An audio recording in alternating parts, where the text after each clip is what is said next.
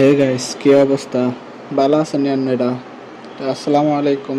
চলে এসেছে নতুন ব্লগে সন্ধ্যার নাস্তা লই। তো নাস্তার আইটেম হচ্ছে আপনার আলুরে ফ্রাই করছে। মানে আলু ফ্রাই বলতে গেলে এটা আলু ফ্রাই না। প্রথমে আলু ভর্তা করছি। আলু ভর্তারে এটা করে তারপর বেসনের ভিতরে চুবাই তেলে ফ্রাই করছি।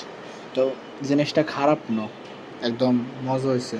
আর খানা দিয়ে আপনারা বুঝেন না যে জিনিসটা কিরকম হয়েছে। খারাপ হয় না, আলহামদুলিল্লাহ জিনিসটা অনেক ভালো হয়েছে। জিনিসটা খেতে খারাপ না, আপনারা খায়া ট্রাই করতে পারেন।